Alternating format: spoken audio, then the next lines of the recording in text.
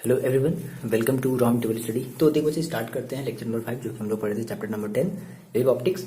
और इस वीडियो में हम लोग पर्टिकुलर बात करेंगे condition for constructive and destructive interference के बारे में। ओके देखो हमारा ये जो टॉपिक है condition for constructive and destructive interference, तो इस कंस्ट्रक्टिव और डिस्ट्रक्टिव इंटरफेरेंस से के फिनोमेना से रिलेटेड आपको एक बहुत ही इंपॉर्टेंट टॉपिक आपको आगे चल करके मिलेगा, जिसमें हम फ्रिंजेस की विड्थ निकालते हैं। जैसे आपने जो है अभी आपने इंटरफेरेंस पढ़ा था, तो आपने इंटरफेरेंस में क्या पढ़ा था सर कि हमारी जो है हमारी टू लाइट मतलब हमारी जो लाइट सोर्स होती है जिसकी सेम फ्रीक्वेंसी होती है वहां से, और फिर हमने कहा था कि इसका जो या तो हमें फेज डिफरेंस या तो जीरो होना चाहिए या तो एक कांस्टेंट फेज डिफरेंस होना चाहिए। आप जाकर के थोड़ा सा वहां पर डेफिनेशन वाला टर्म अगर देखोगे इंटरफेरेंस का तो आपको एक बात ये समझ में आएगी। तो हमने कहा सर हमारे पास यहाँ पे जो हमने यहाँ पर जो स्क्रीन लगाई थी तो यहाँ पर हमें कुछ फ्रिंजेस मिली थी।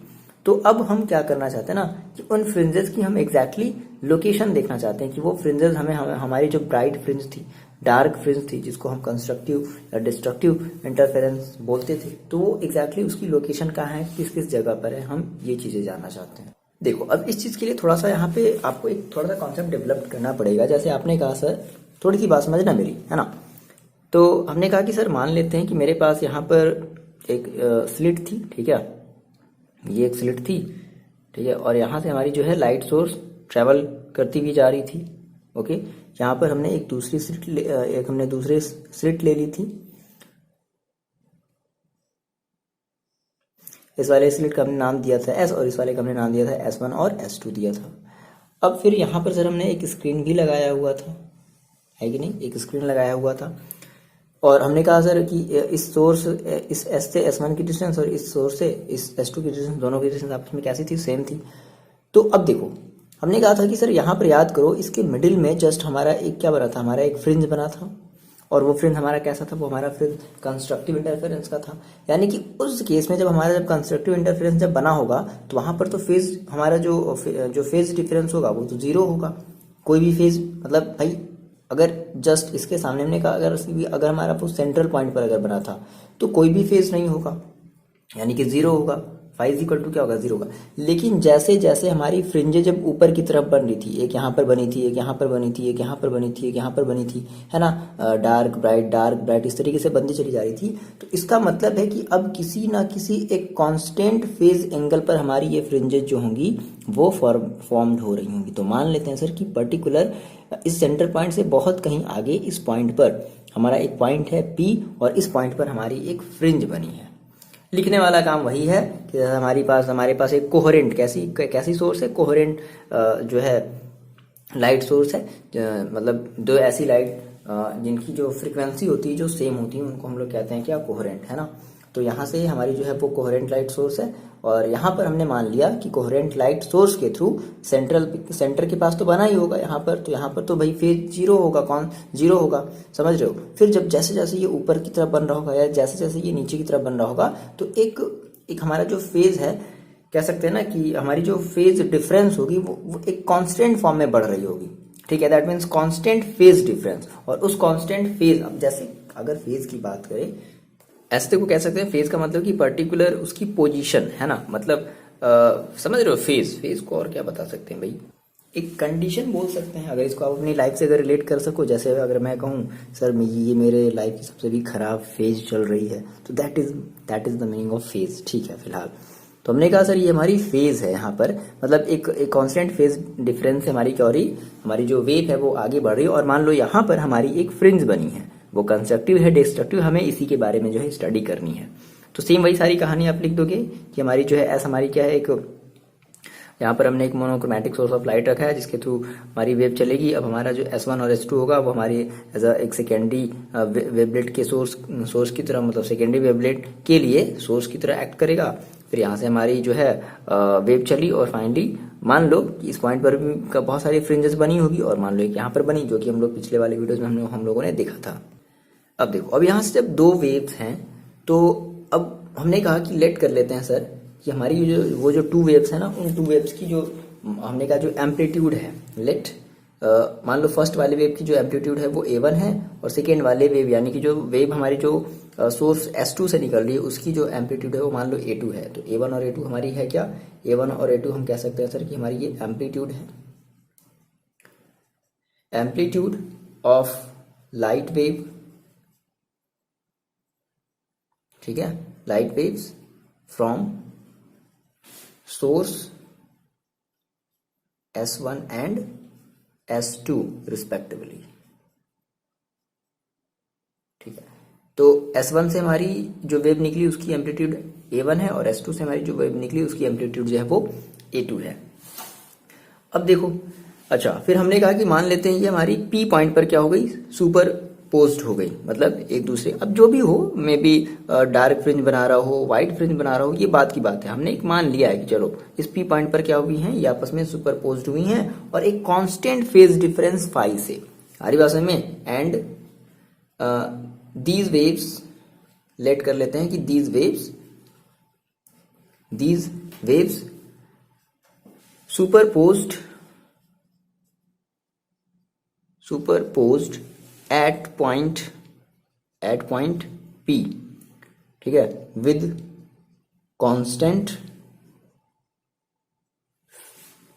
फेज डिफरेंस, और उस फेज डिफरेंस को हम मान लेते हैं sir phi, phase difference phi. उस फेज डिफरेंस को हम क्या मान लेते हैं फाई, और ये हमारी एक स्क्रीन है, ठीक है। तभी तो हमें स्क्रीन पर ही तो हमें क्या मिलेगा, हमें फ्रिंजेस नजर आएंगे। तो अब आपको पता है, आपने क्लास 11th में सिंपल हार्मोनिक मोशन की आपने इक्वेशन पढ़ी है ना, तो क्या कहते थे, मान लो अगर हमने कहा सर फर्स्ट वाले अगर हम वेव की बात करें, तो देखो फर्स्ट वाले वेव के लिए हम क्या कहेंगे, y1 is equal to A1 sine omega t minus k x, कि आपको पता है कि आपका वेव नंबर होता था x आपकी जो है वो है पाथ डिफरेंस। अगर हम मान लो अगर हम यहाँ पर x की बात करें ना, तो ये x हमारी क्या है, पाथ डिफरेंस है, कि यहाँ से यहाँ तक मान लो ये चला होगा S1 से P तक SP, और S1P, और ये आपका चला होगा S2P। तो ये हमारी जो x है वो हमारी पाथ डिफरेंस है। पाथ डिफरेंस समझाते हैं, देखो आगे लिखते हैं। नाउ सिमिलरली अगर हम ये कहें कि अगर सेकेंड वेव की अगर हम बात करें, सेकेंड वेव के लिए अगर हम बात करें, तो सेकेंड वेव की देखो हमारी क्या हो जाएगी, y2 is equal to A2, क्योंकि इसकी एम्पलीट्यूड मान लेते हैं A2 है, तो ये कितना हो जाएगा, sign omega t minus k x plus phi.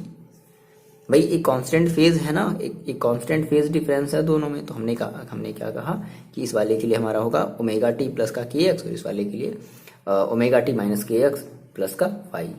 और देखो यहाँ पर आपकी जो y1 y2 है वो आपकी क्या डिस्प्लेसमेंट है ना, तो y1 y2 को आप कह सकते हो कि ये हमारी डिस्प्लेसमेंट है, ठीक है,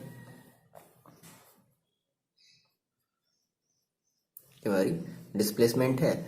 और यहाँ से ये आपका जो x है, ठीक है, ये x जो है ना, इसको आप कहोगे पाथ डिफरेंस। x आपकी क्या है सर, पाथ डिफरेंस है। अच्छा, पाथ डिफरेंस कहने का मतलब क्या, कि S2P से लेकर के S1P, मतलब कि path difference that is S2P minus S1P, इसको हम कहेंगे क्या, पाथ डिफरेंस। और ओमेगा की जगह आप क्या रख सकते हो, 2πf भी रख सकते हो। ओमेगा इज इक्वल टू आप क्या रखोगे, 2πf रखना नहीं है, बस ऐसे ही आप मेंशन कर लो। और या तो हम ये भी कह सकते हैं कि f इज इक्वल टू क्या हो जाएगा आपका, ओमेगा अपॉन 2π, है ना। कितनी बात समझ में आ रही है, ठीक है। ये थोड़ा सा, ये क्लास 11th वाली ये थोड़ी सी चीज़ है, इसमें थोड़ा सा कंफ्यूज नहीं होना, है ना।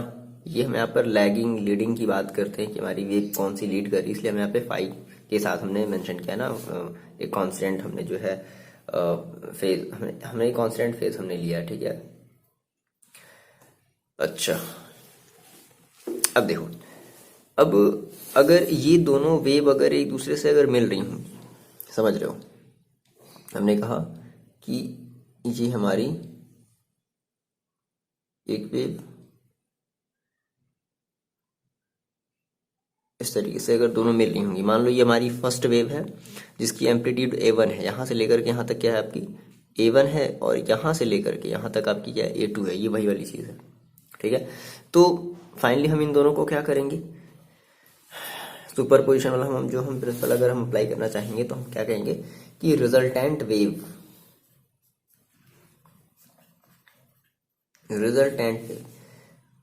यानी कि y इज इक्वल टू क्या हो जाएगा y1 प्लस y2। देखो कितना आसान है, बहुत आसान है, डरना नहीं एकदम, ठीक है। So finally y is equal to y1 की वैल्यू रखते हैं कितनी है, a1 sine omega t minus का kx और प्लस y2 का मतलब क्या है, a2 sine omega t minus kx plus five. Okay, अब यहाँ से थोड़ी सी मेरी बात समझो। ये आपका, इसको एज इट इज इसको छोड़ दो, इस वाले को आप फॉर्मूले पर तोड़ दो। साइन देखो a plus B, sine a plus B, ये आपका पूरा का पूरा बात समझो। ये आपका a है, ये आपका b है, तो साइन आपको a प्लस बी की वैल्यू याद है, फॉर्मूला याद है। y इज इक्वल टू देखो कितना हो जाएगा a1, इसको तो एज इट इज छोड़ देते हैं, साइन ओमेगा टी माइनस का kx प्लस a2। अब देखो याद है sine a into cos B minus cos A into sine B, है ना। तो a2 का सभी मल्टीप्लाई होगा, तो साइन ए कहने का मतलब कि साइन ये आपका पूरा ओमेगा टी माइनस का kx into cos five minus फिर से a2 का भी मल्टीप्लाई होगा क्योंकि a2 सभी में है ना। फिर क्या होगा आपका कॉस ए कहने का मतलब कि कॉस ओमेगा टी माइनस का kx इंटू साइन फाइव होगा, ये होगा, बिल्कुल होगा, ठीक है। अब देखो यहाँ से आपने कहा कि सर यहाँ से देखो sign omega t minus kx, sign omega t minus kx क्या है, कॉमन है दोनों में, बिल्कुल कॉमन है। तो क्या कर लेते हैं, कॉमन ले लेते हैं। क्या हो जाएगा, देखो साइन ओमेगा टी माइनस का kx, ठीक है, हमने ले लिया कॉमन। तो क्या बचेगा, देखो आपके पास बचेगा a1, यहाँ से a1 बचा और यहाँ से क्या बचा प्लस a2 और cos फाइव, ठीक है। सिमिलरली यहाँ से देखो आपके पास क्या बचा, यहाँ पर आपके पास बचा माइनस का, इसको ऐसा करते हैं हम cos omega t minus kx को एक साथ लिख लेते हैं और इनटू a2 साइन फाइव को हमने एक साथ लिख लिया। देखो अगर हमारी दो वेव अगर एक दूसरे से अगर मतलब मीट कर रही हैं, है ना, रिजल्टेंट हमने अगर उनका निकाला है, तो अब क्या होगी कि अब हमारी एक तीसरी वेव बनेगी जो कि यही होगी। थोड़ी सी बात समझना, तो अगर तीसरी वेव बनेगी तो उसकी भी क्या होगी, उसका अब एक अलग एम्पलीट्यूड होगा, बिल्कुल होगा। भाई दो वेव मीट करी, एक तीसरी वेव बनाई, एक रिजल्टेंट वेव बनाई, तो उस रिजल्टेंट वेव का भी क्या होगा, एक अलग ही एम्पलीट्यूड होगा। यानी कि इस a1 बात समझो, इस a1 plus a2 cos five की जगह हमें कुछ एक दूसरी वैल्यू रखनी होगी, हाँ। और इस a2 साइन फाइव की जगह, क्योंकि एम्पलीट्यूड है ना ये, a2 साइन फाइव की जगह हमें कुछ दूसरी वैल्यू रखनी होगी। तो क्या रखी जाए, कुछ भी मान लेते हैं कुछ भी, जैसे मान लो लेट किया हमने कि इस a1 plus a2 cos five की जगह ना हमने कहा कि ऐसा करते हैं कि पुट कर देते हैं क्या, a1 plus a2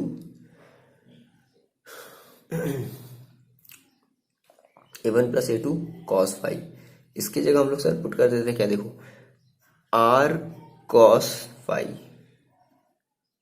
r cos five का मतलब समझ रहे हो, r कॉस फाइव का मतलब अब यानी कि आपकी जो भी वेव है, जो भी रिजल्टेंट वेव है, वो उस रिजल्टेंट वेव की क्या है, एम्पलीट्यूड है। समझो इस a1 प्लस a2 को मिलाकर के हमने क्या कहा सर, हमारी एक दूसरी वेव बनी होगी, एक नेक्स्ट वेव बनी होगी, जिसकी हमने मान ली कि जिसकी हमारी जो एम्पलीट्यूड है वो कितनी है, r है। तो r cos फाइव एंड ये a2 साइन फाइव की जगह हम देखो क्या रखेंगे, a2 साइन फाइव की जगह हम रखेंगे r साइन फाइव। समझ रहे हो, ये आपका होगा इक्वेशन फर्स्ट, ये आपका होगा इक्वेशन नंबर सेकेंड। ठीक, क्या कर दो, इन दोनों वैल्यू को उठा करके इस वाले में पुट कर दो। सो देखो y इज इक्वल टू, देखो आपके पास कितना जाएगा, y इज इक्वल टू आ जाएगा, तो ये तो एज इट इज ही रहेगा क्या, साइन दिस, और इसकी जगह आप क्या रखोगे, इसकी जगह आप रखोगे r cos फाइव, ठीक है। a1 plus a2 cos five की जगह आप क्या रखोगे, r cos फाइव, एक मिनट, फाइव थोड़ा सा गड़बड़ हो जा रहा है ना, तो ऐसा करते हैं, यहाँ पे हम ले लेते हैं थीटा, क्योंकि अब एक दूसरा फेज बनेगा ना, जो हमारा वेव बनेगा, अब उसका फेज कांस्टेंट क्या होगा, कुछ अलग ही होगा, तो हम यहाँ पर थीटा मान लेते हैं। थीटा देखो, अब जो दूसरी हमारी वेव बनेगी उसकी फेज कांस्टेंट वो अलग ही अब फेज कांस्टेंट से चलेगा, तो हमने उसकी फेज कांस्टेंट को क्या मान लिया भाई, थीटा मान लिया। समझ रहे हो, तो हमने थीटा मान लिया, ठीक है ना, ध्यान से समझना। तो हम इसकी जगह क्या रख देते हैं, are cos theta.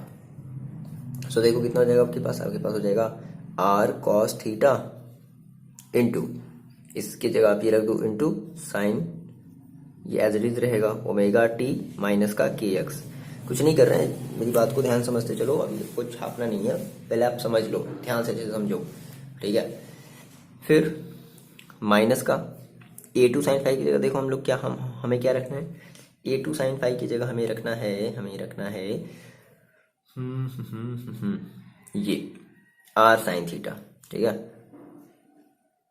Are sine theta into, हम लोग को थोड़ा सा सुटेबल ऑर्डर में रखना चाहिए, चलो कोई बात नहीं, अब इस सुटेबल ऑर्डर में कर लेते हैं, ठीक है, cos omega t minus k x.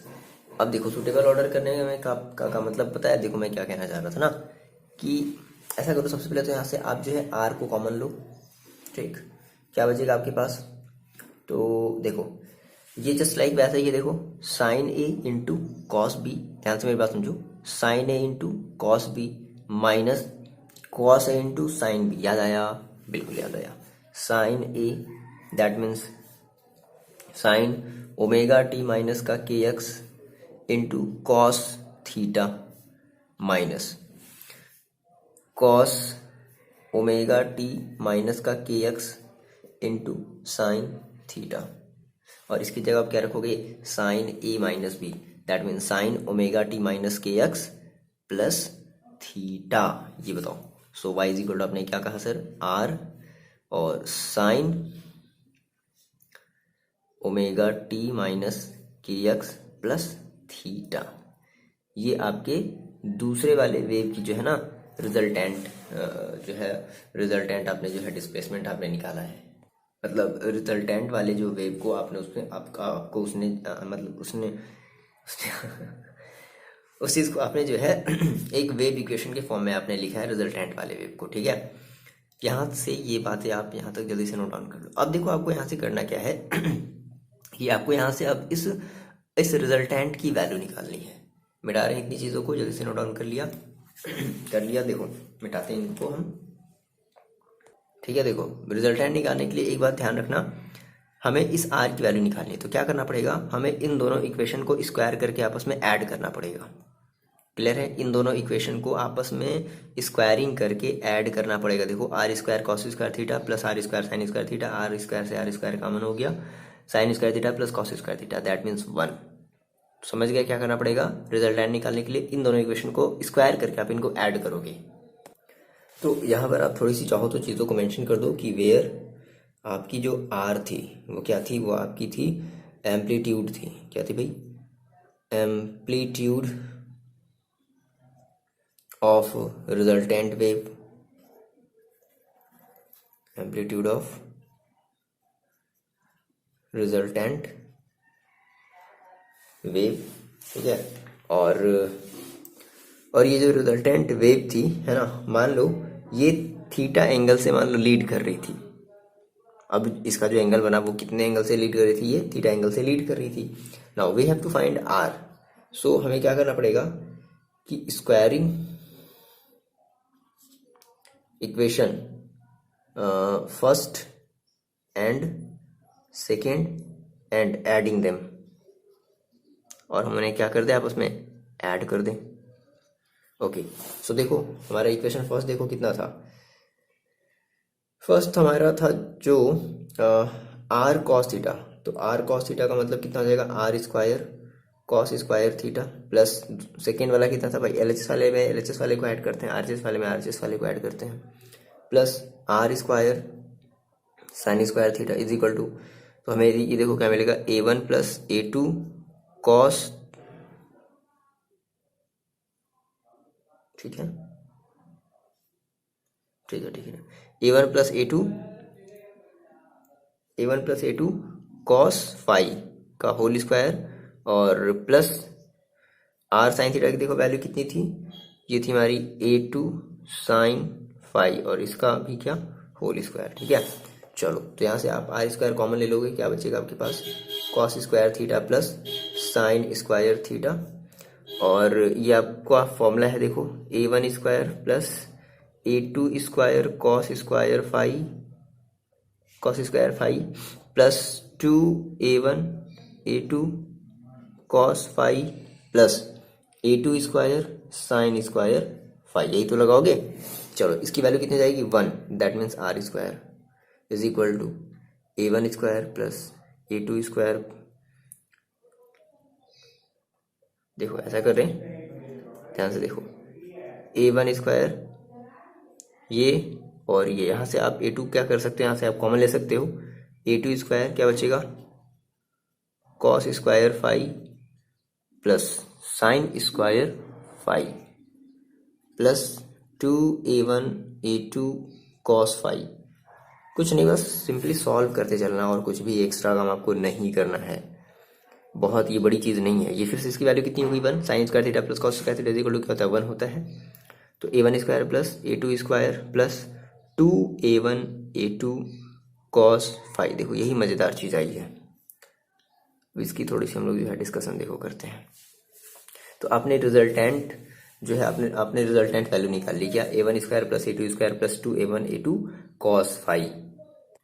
देखो यहाँ से हमें इस पॉइंट P की यानी कि हमारी जो फ्रिंज बनी ना, इस फ्रिंज की हमें इंटेंसिटी निकालनी है ना, ये कितना ज़्यादा इंटेंस है। मे बी कुछ भी हो, ये ब्राइट फ्रिंज हो या फिर एक डार्क फ्रिंज हो, वो बात की बात है, बस आपको इंटेंसिटी निकालनी है। तो आपको इंटेंसिटी में और एम्पलीट्यूड में, ये आपकी एम्पलीट्यूड आपने कहा सर मैंने एम्पलीट्यूड निकाल लिया, तो आपको एक रिलेशन पता है इंटेंसिटी में और एम्पलीट्यूड में क्या होता है, since intensity I is directly proportional to होता है आर स्क्वायर। क्या होता है, I is directly proportional to होता है आर स्क्वायर, मतलब कि R कोई जरूरी नहीं है लिखना, ऐसे समझो, एक बार ऐसे लिख लो, since I is directly proportional to square of amplitude. ठीक है, तो अगर हम रिजल्टेंट वेव की अगर हम एम्पलीट्यूड देखें तो हम क्या कहेंगे, फॉर रिजल्टेंट वेव के लिए क्या कहेंगे कि I अब डायरेक्टली प्रोपोर्शनल हटा लेंगे तो हमारा एक कांस्टेंट आ जाएगा K, हम कहेंगे के आर स्क्वायर, ये रिजल्टेंट के लिए होगा। अच्छा, अगर हम एक सिंगल वेव की अगर बात करें, इस सिंगल वाले वेव की बात करें, तो इस सिंगल वाले वेव की एम्पलीट्यूड क्या है A1 है, तो हम ये कह सकते हैं क्या कि I1 इज इक्वल टू के A1 स्क्वायर। सिमिलरली सेकेंड वाले अगर हम इस वेव की बात करें, सेकेंड वाले वेव की अगर हम इंटेंसिटी की अगर हम बात करें तो हम ये कहेंगे क्या कि I2 इज इक्वल टू के A2 स्क्वायर। अब यही जब I1 प्लस I2 मिल रहे हैं तो हमें क्या मिल रहा है, बात समझना। देखो हम ये कह रहे हैं ना कि I इज इक्वल टू हमारे पास क्या है I1 प्लस I2, यही तो हमारा यही हमारा कंबाइंड इंटेंसिटी होगी ना एट पॉइंट P पर, समझ रहे हो। सो फाइनली हम ये कहेंगे कि I इज इक्वल टू हमें फाइनली देखो क्या मिलेगा, देखो ऐसे समझते हैं। देखो यहाँ पर हमारा ये केवल I जो है ना, वो केवल I1 I2 नहीं होगा। हमने कहा इस चीज़ को भी थोड़ी देर के लिए हम इसको मिटाते हैं, डोंट वरी, अगर आप लिख दिए तो काटना नहीं, बात समझो। हमने कहा sir I is equal to K, resultant की हम बात करें तो आर स्क्वायर। अब आर स्क्वायर की देखो वैल्यू कितनी है, तो ये पूरी की पूरी वैल्यू हम रख देंगे। तो देखो कितना हो जाएगा, ये आपके पास आ जाएगा के A1 स्क्वायर प्लस के A2 स्क्वायर प्लस ये आपके पास आ जाएगा कितना 2k और A1 A2 कॉस फाइव, ये आएगा। अच्छा, फिर मैंने आपसे कहा देखो आपके पास जो के A1 है, भाई मैंने आपसे कहा था ना कि अगर आप ये लिखना चाहो कि I1 इज इक्वल टू आप क्या लिखोगे, तो क्या लिखोगे के A1 square, I2 is equal to क्या लिखोगे के A2 स्क्वायर। ठीक है, मैंने कहा था ना आपसे काटने के लिए नहीं, तो के A1 स्क्वायर की जगह क्या रखोगे I1। So finally I is equal to कितना आ जाएगा आपके पास I1 प्लस इसकी जगह क्या रख दोगे I2 प्लस ये देखो 2k A1 A2। तो अब थोड़ा सा यहाँ पे समझना, आपने कहा सर कि आपके पास है ये 2, तो आप पहले लिख लो, है ना। अब KA1A2, देखो इस चीज़ को थोड़ा सा कुछ ऐसे समझो, जैसे K है तो अगर आप K को अगर अंडर रूट में लोगे, अगर आप K को अंडर रूट में लोगे तो आप ऐसे K² लिख सकते हो, बिल्कुल लिख सकते हो। देखो तो आपने कहा सर अंडर रूट K, मतलब कि K अब अंडर रूट में 2 बार आ गया, तो एक बार K ले लो A1 के साथ, ठीक है। एक बार हमने K कैसे ले लिया, अंडर रूट KA1 कर सकते हैं, और इनटू अंडर रूट KA2 भी कर सकते हैं। और देखो यहाँ से K अंडर रूट A1 की देखो वैल्यू कितनी आ जाएगी, अंडर रूट I1। देखो कैसे कैसे, ये बताओ, ये बात आपको समझ में आई, इंटू कॉस फाई। ये बात आपको यहाँ यहाँ तक तो समझ में आई ना, अंडर रूट के इंटू अंडर रूट के इक्वल टू फिर से कितना हो जाएगा, रूट अंडर के हो जाएगा, ठीक है। यहाँ तक तो क्लियर है। अब देखो इसका आप अगर जब स्क्वायरिंग करोगे तो ये देखो ये के आ जाएगा अंडर रूट, मतलब taking square root both side, है ना, taking square root both side, तो के और ये ए आपका A1 बाहर निकल जाएगा, और ये कितना जाएगा अंडर रूट I1। तो यानी कि जहाँ भी अंडर रूट KA1 है, KA1 है उसकी जगह क्या रख दें, अंडर रूट I1। सिमिलरली जहाँ पर भी अंडर रूट KA2 होगा उसकी जगह क्या रख दिया जाए, I2। बता दो ये बात, इतनी बात समझ में आ रही है आपको। तो यहाँ से हमने क्या कर दिया, देखो I is equal to I1 plus I2 plus 2 root I1 और I2। बोलो यही तो होगा कॉस वाई। ये आपका आया रिजल्टेंट, जो भी आपकी जो मतलब पर्टिकुलर पॉइंट P पर जो भी इंटेंसिटी है, ये उस इंटेंसिटी का हमारा फॉर्मूला आया, ठीक है। यहाँ से देखो हम लोग क्या कह सकते हैं कि सर हमारी जो रिजल्टेंट इंटेंसिटी होगी एट पॉइंट P पर, वो हमारी जो इंडिविजुअल वेव की इंटेंसिटी को आपस में, इंडिविजुअल वेव के थ्रू जो हमारी जो इंटेंसिटी होगी उनको तो आपस में सम करना ही पड़ेगा, साथ में हमारा ये एक्स्ट्रा टर्म भी हमें ऐड करना पड़ेगा, तब हमें रिजल्टेंट इंटेंसिटी मिलेगी पर्टिकुलर एट जो भी हमने पॉइंट माना है P, उस पॉइंट पर हमें रिजल्टेंट अपनी इंटेंसिटी मिलेगी। सो ये कह सकते हैं कि दिस रिप्रेजेंट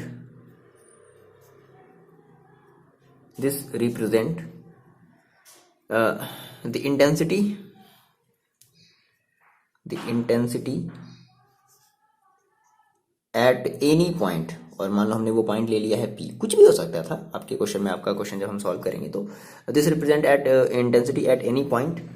और ये जो इंटेंसिटी वो देखो किस पर डिपेंड कर रही है, depends upon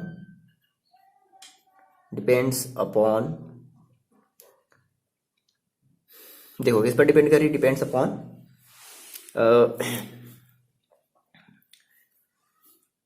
sum of individual intensity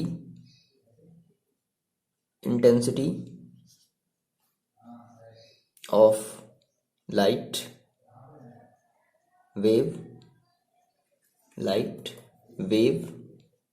and, और देखो और किस पर डिपेंड कर रही है, एंड फेज डिफरेंस पर, ठीक है, एंड फेज डिफरेंस, ये बात लिख लेना, ठीक है, फेज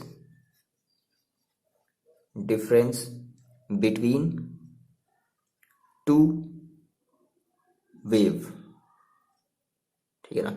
और वो किस पर डिपेंड कर रही है, फेज डिफरेंस पर जो है वो डिपेंड कर रही है। और यहाँ से ये वाला हमारा जो एक्स्ट्रा वाला जो टर्म है अंडर रूट 2I1 I2 है, इसको हम लोग कहते हैं इंटरफेरेंस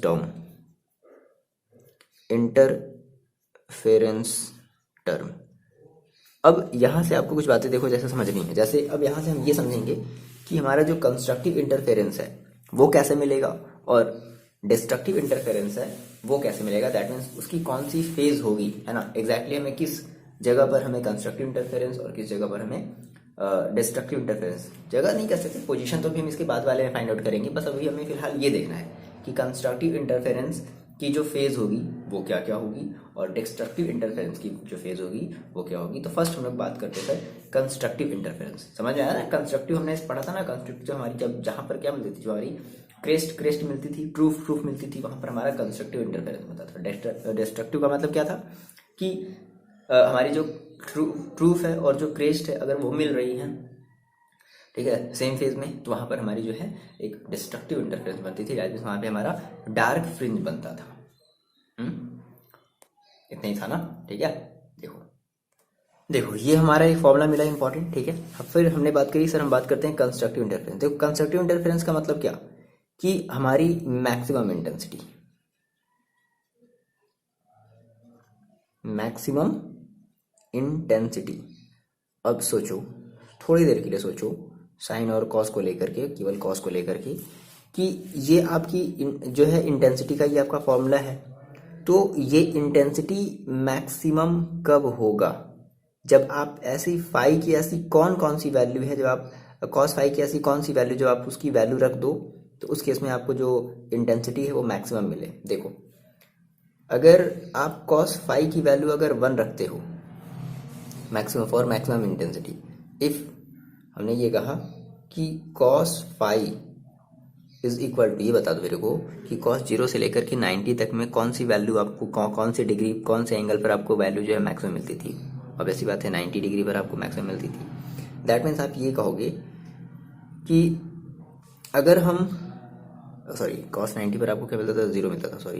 कॉस 90 पर आपको मिलता था 0, 0 पर आपको मिलता था क्या? 1। तो अगर आप कहोगे कि सर कॉस फाई की वैल्यू अगर हम क्या रख दें, अगर हम 1 रख दें, +1 रख दें, तो कॉस फाई की वैल्यू +1 रखने का मतलब क्या है?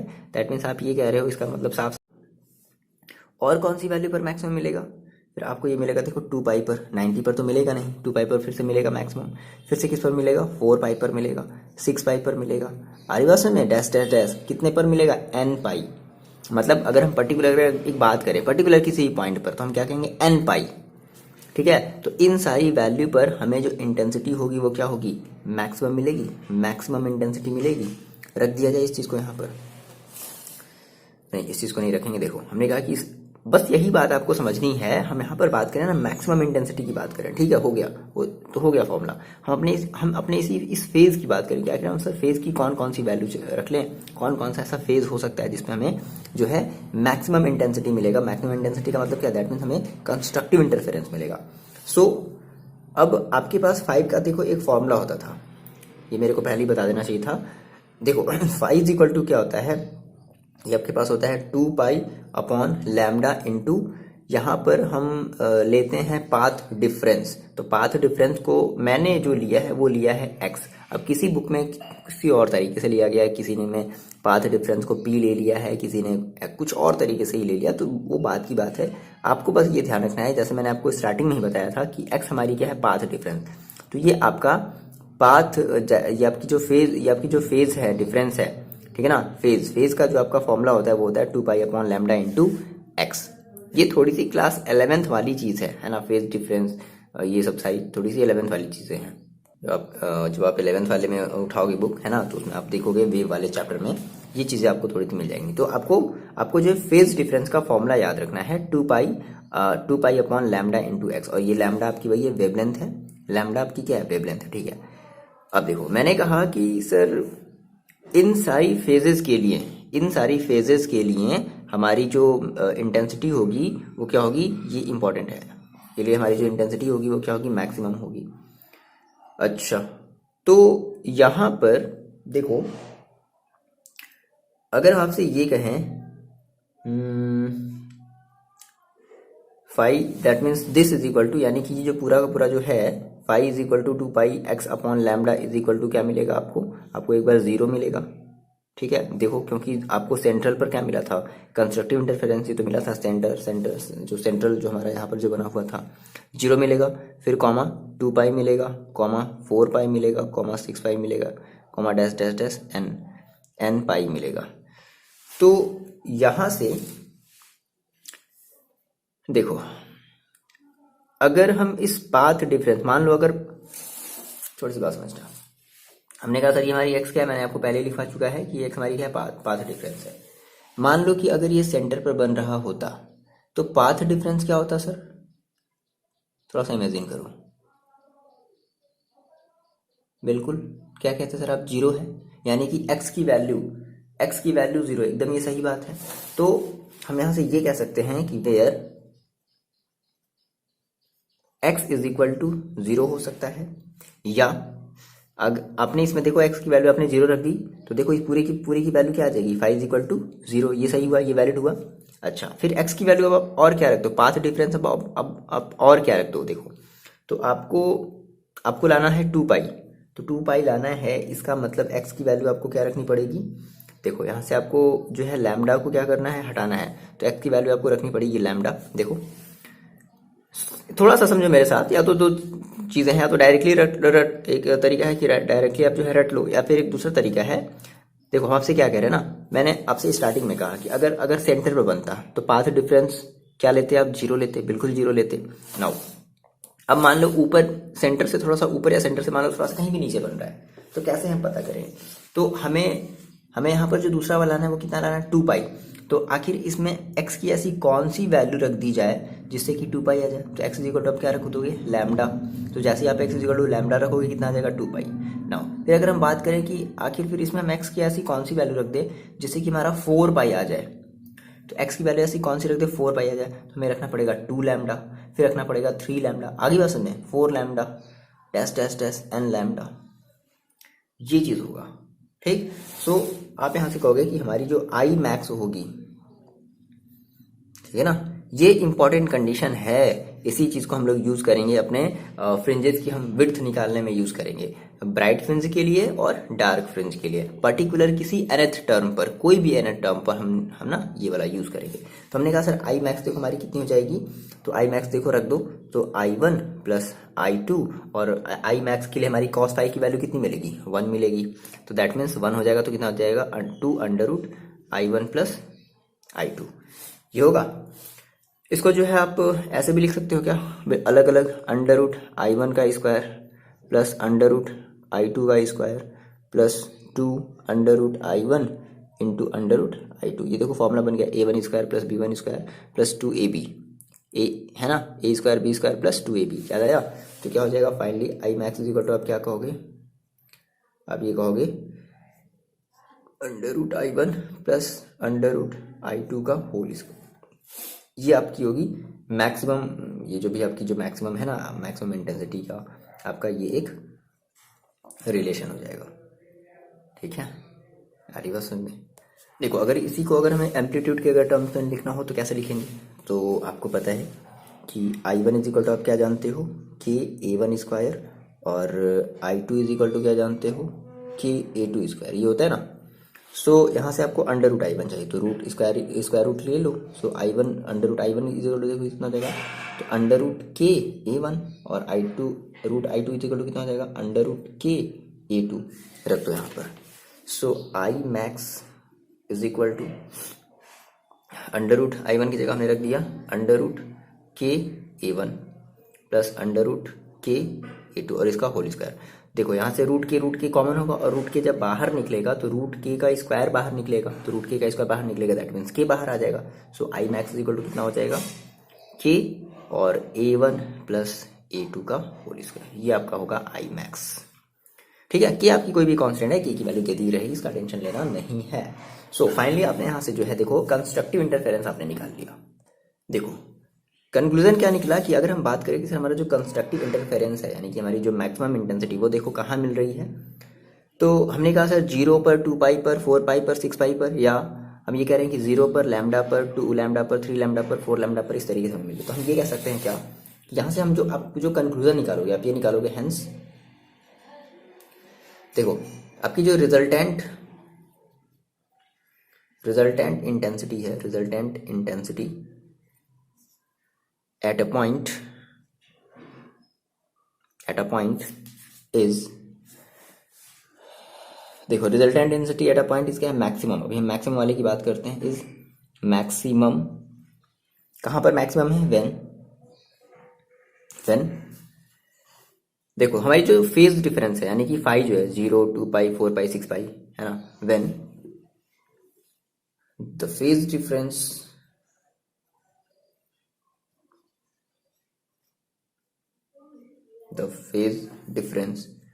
between two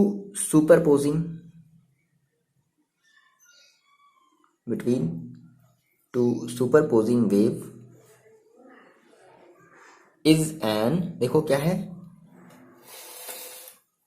even multiple of pi, is an even multiple of pi। या इस तरीके से बता सकते हो, क्या बता सकते हो कि हमारी जो हमारी जो रिजल्टेंट इंटेंसिटी है पर्टिकुलर किसी पॉइंट पर, वो बेसिकली देखो है क्या, तो वो हमारी बेसिकली देखो पाथ डिफरेंस जो है ना, वो हमारी क्या है, इंटीग्रल मल्टीपल ऑफ वेवलेंथ, मतलब 0 फिर लैम्डा फिर 1 लैम्डा 2 लैम्डा 3 लैम्डा, तो इसको हम लोग कहते हैं इंटीग्रल मल्टीपल ऑफ वेवलेंथ। ठीक है, तो हम ये भी कह सकते हैं क्या कि हमारी जो है ये जो रिजल्टेंट इंटेंसिटी और resultant intensity at a point कह सकते हैं क्या कि path difference,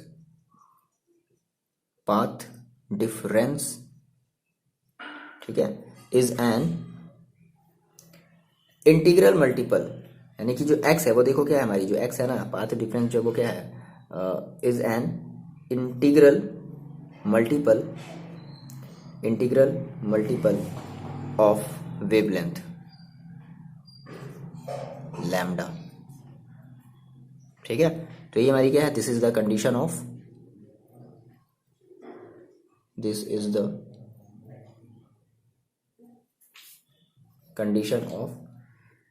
constructive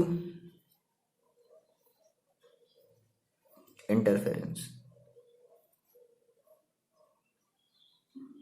this is the condition of constructive interference. ना बात करते हैं डिस्ट्रक्टिव इंटरफेरेंस की, सेम उसी वाले आई वाले फॉर्मूले से, i1 plus I two plus 2 under root i1 i2 cos phi वाले से, है ना। हेडिंग लगा लो आप डिस्ट्रक्टिव इंटरफेरेंस की। डिस्ट्रक्टिव इंटरफेरेंस की हमारी जो फेज है या उसका जो पाथ डिफरेंस है वो हमें कहाँ लेना पड़ेगा। देखो, अगर हम बात करें डिस्ट्रक्टिव इंटरफेरेंस का मतलब क्या है कि हमने जो पॉइंट पी पर हमारी जो फ्रिंज जो बनी है, इसकी जो इंटेंसिटी होगी वो क्या होगी, मिनिमम होगी। डिस्ट्रक्टिव का मतलब क्या होगा, मिनिमम इंटेंसिटी। तो हमने कहा कि द रिजल्टेंट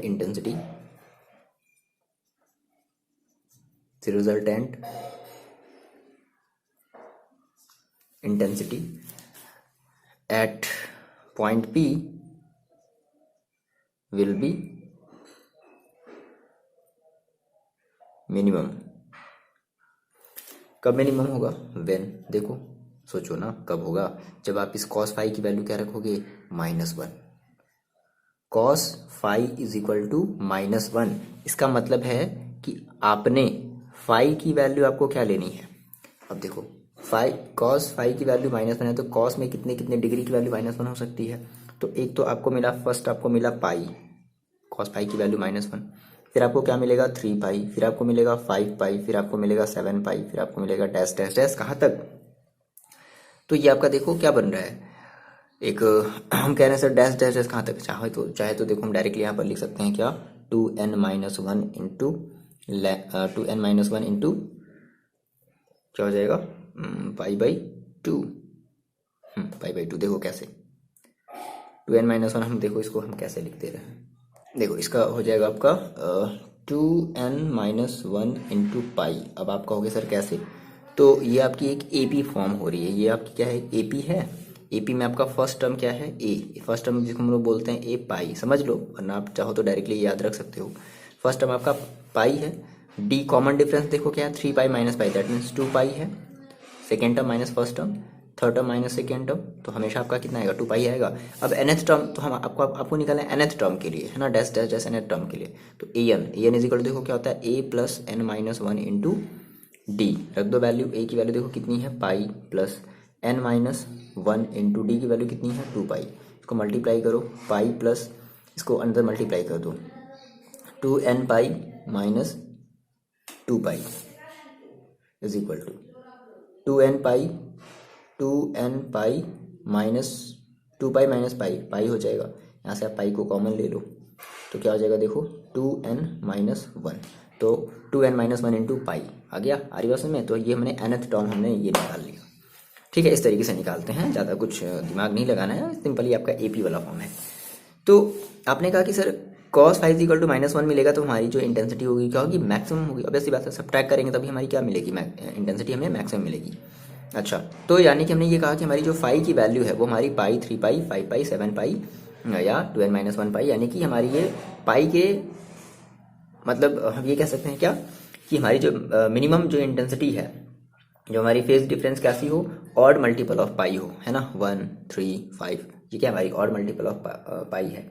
ठीक है, अच्छा, तो अगर फिर से आपको पता है, सिंस आपको ये पता है फाई इक्वल टू, फिर से आपको फॉर्मूला तो याद ही रखना है, फाई का फेज डिफरेंस क्या होता है, 2 पाई x अपॉन लैम्डा। अच्छा सर, तो अब x की ऐसी कौन कौन सी वैल्यू रख दें कि जिससे यहाँ पर हमारी जो वैल्यू है वो क्या आ जाए, वो क्या आ जाए, पाई आए। बात समझो, फाई की वैल्यू आपको क्या लानी है, पाई लानी है। तो x की ऐसी आप कौन सी वैल्यू रखोगे कि जिससे आपकी जो फाई की वैल्यू है वो कितनी आ जाए, पहली पाई।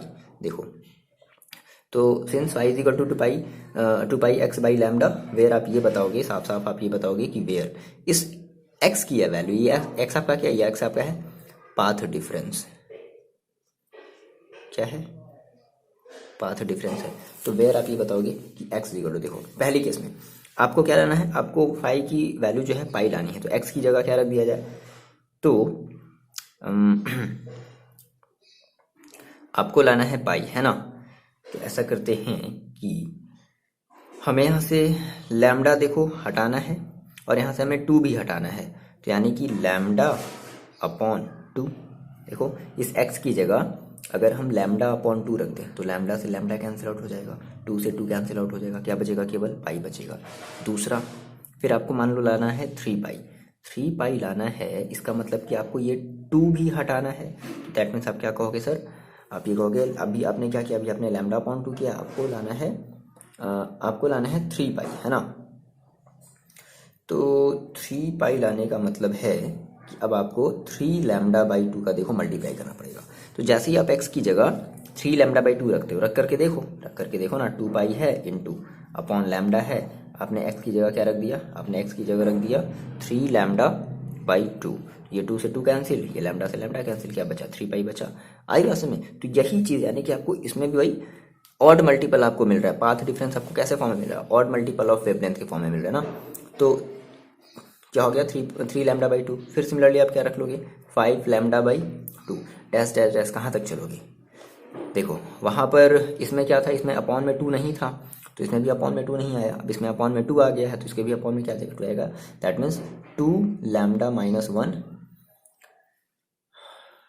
2 लैम्डा माइनस, सॉरी 2n, क्या आ जाएगा, सेम उसी तरीके से आप निकाल सकते हो ना, 2n माइनस 1। अब यहाँ पर पाई है तो यहाँ पर हो जाएगा लैम्डा, और यहाँ पर अपॉन में 2 है तो यहाँ पर भी हो जाएगा अपॉन में 2। That means 2n minus 1 into lambda upon 2। ये आपका nth, ये आपका जो होगा मतलब nth टर्म के लिए होगा। तो आप यहाँ से फाइनल ये भी कह सकते हो कि आप यहाँ से सेम जैसे उसके लिए आपने लिखा था कंक्लूजन, हेंस आप इसके लिए भी लिख सकते हो, क्या लिख सकते हो कि जो आपका जो रिजल्टेंट इंटेंसिटी होगी, resultant intensity at A point is at a point is, sorry minimum की बात करें, मैक्सिमम की नहीं, इज मिनिमम व्हेन, क्या हो जाएगा, व्हेन, देखो फेज डिफरेंस, अभी हम अगर फेज डिफरेंस के टर्म में बात करें, phase difference between the two superposing, same वही sentence, super between the two superposing wave is an odd multiple of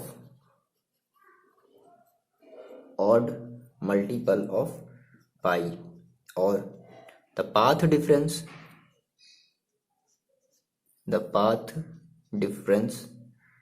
is, देखो पाथ डिफरेंस हमारी क्या है, देखो odd multiple of lambda by 2 is odd multiple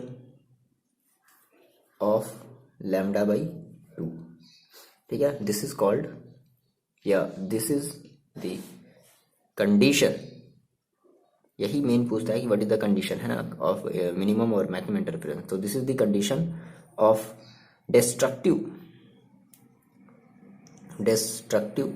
interference, ठीक है। ये बात आप लिख लोगे, ठीक है। सिमिलरली इसी तरीके से अगर आप आई मीन अगर निकालो तो क्या हो जाएगा, कि a1 माइनस a2 करोगे और इसका स्क्वायर करोगे, लेकिन क्या जरूरी है कि हमेशा a1 में से a2 को, मतलब a2 में से a1, सॉरी a1 में से a2 को ही सब्ट्रैक्ट करोगे, ऐसा कोई जरूरी नहीं है, बिल्कुल नहीं है।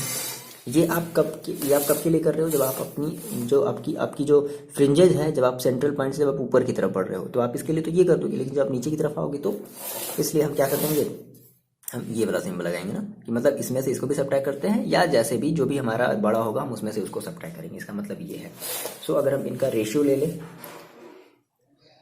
आई max upon I mean is equal to क्या हो जाएगा, तो के से के देखो हमारा कट जाएगा और ये बचेगा हमारे पास A1 प्लस A2 का whole square upon A1 minus A2 का होल स्क्वायर। ये हमारी क्या होगी, हमारी होगी ratio of intensity of bright and dark fringe. Okay, तो इस तरीके से हमने जो है डिस्ट्रक्टिव इंटरफेरेंस की हमने जो है कंडीशन बना ली और कंस्ट्रक्टिव इंटरफेरेंस की हमने जो है कंडीशन बना ली। आई होप ये आपको समझ में आया होगा। देखो इंपॉर्टेंट भी है, बहुत ज़्यादा इंपॉर्टेंट है, और आपको इसके नोट्स की टेंशन नहीं लेनी है। नोट्स जो है जल्दी अपलोड हम इसको कर देते हैं, ठीक है। तो आप इसको पढ़ो अच्छे से, और देखो अच्छे से कॉपी में लिख करके पढ़ाई करो, ठीक है। ऐसा नहीं कि बस ऊपर ऊपर सर ने पढ़ा दिया, हाँ तो सर ने पढ़ा दिया समझ में आ जाएगा, नहीं, आपको खुद लिख करके प्रैक्टिस करनी पड़ेगी। बिना बिना बिना प्रैक्टिस किए कोई भी चीज़ आने वाली आपको नहीं है, तो आपको प्रैक्टिस करना पड़ेगा। ऐसा नहीं है कि मतलब कहानी की तरह ऊपर ऊपर पढ़ रहे हो, नहीं, ये कोई अच्छी चीज़ नहीं है। तो आपको कॉपी ले लो, लगाओ, बढ़िया से लगाओ, एक बार लगाओ, ये आपने देख लिया, कोशिश करो कि आपने अभी जो भी स्टार्टिंग से जो भी आपने अभी लगाया है वो सारी की सारी चीज़ें फिर से लगाने की कोशिश करो, ठीक है। चलो मिलता है नेक्स्ट वीडियो में, पढ़ाई करते रहो, अपना आप ख्याल रखो।